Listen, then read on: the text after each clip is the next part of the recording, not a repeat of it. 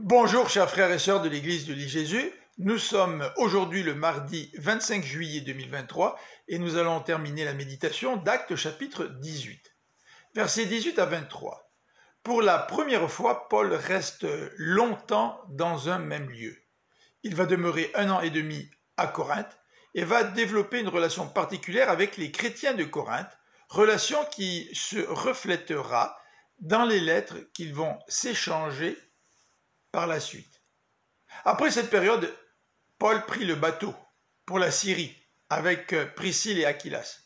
Avant de quitter le port, Paul accomplit un vœu. Pour quelle raison avait-il fait un vœu? Par reconnaissance envers le Seigneur qui l'avait protégé dans son ministère ou dans sa vie personnelle, nous ne le savons pas. Toujours est-il, il est fidèle à l'engagement qu'il a pris. Il a fait un vœu, il l'accomplit. Arrivé à Éphèse, il y laissa ses compagnons pour se rendre à Jérusalem, malgré le désir des Juifs d'Éphèse de voir Paul rester chez eux. « Je reviendrai vous voir une autre fois, s'il plaît à Dieu, dit Paul. Celui-ci se laisse guider par la souveraineté du Seigneur. » Pourquoi s'est-il rendu à Jérusalem? Nous ne le savons pas. Voulait-il faire un rapport de son voyage missionnaire, parler de l'expansion de l'évangile parmi les païens? Nous ne le savons pas. Après être resté à Jérusalem quelque temps, il repart en Galatie pour y affermir les disciples.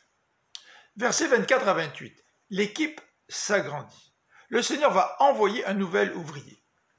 Apollos, un juif originaire d'Alexandrie, arrive à Éphèse.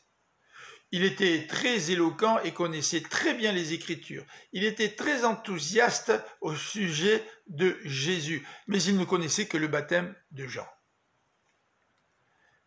Quand Priscille et Aquilas l'entendirent enseigner dans la synagogue, il le prit chez lui pour lui expliquer la voie de Dieu et probablement lui parler de la venue du Saint-Esprit.